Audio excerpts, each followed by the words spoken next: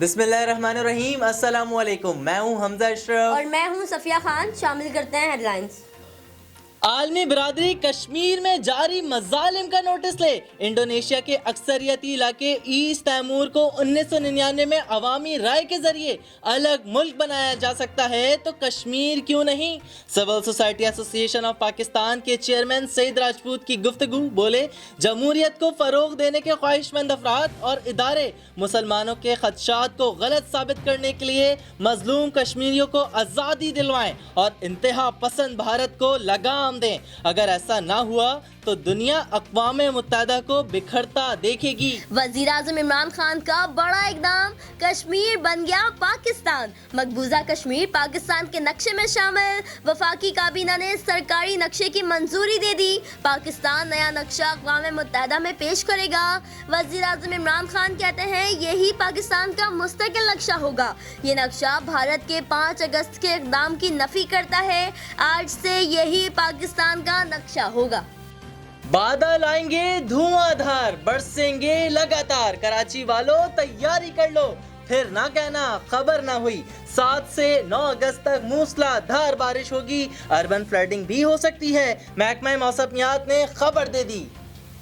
بھارت نے مقبوضہ کشمیر کو جیل بنا دیا، 8 لاکھ فوجی مسلط کر دیے، معیشت تباہ کر دی۔ کشمیر کے سفیر نے پھر دنیا کو مظلوموں کے حالات بیان کر کے جھنجھوڑ ڈالا۔ وزیر اعظم عمران خان کا الجزیرہ کو انٹرویو، کہا بھارت RSS کے انتہا پسندانہ نظریے کا شکار ہو چکا، OIC کو مسلمانوں کے لیے آواز اٹھانا ہوگی۔ وقت ہاتھ سے نکل رہا ہے، ہندوتوا نظریے کا مقابلہ کرنا ہم سب پر فرض ہے۔ صدر آزاد کشمیر سردار مقصود خان کا کشمیری کانفرنس سے خطاب، کہا ہندوتوا طوفان نہ روکا گیا تو بھارت پاکستان اور بنگلہ دیش کے مسلمانوں کو بھی کشمیریوں کی طرح نشانہ بنائے گا۔ کشمیر بنے گا پاکستان، پاکستان کشمیری بھائیوں سے یکجہتی کے لیے یوم استحصال منائے گا۔ ملک بھر میں تیاریاں تیز، اسلام آباد کا ڈی چوک کشمیری پرچموں سے سج گیا۔ مظفر آباد میں احتجاجی ریلیاں، کل عام تعطیل ہوگی۔ ISPR نے خصوصی پرومو جاری کر دیا۔ میری فوج کراچی پہنچ گئی، یہ پہلی قسط ہے، عوام کے مطالبے پر دوسری قسط بھی آ سکتی ہے۔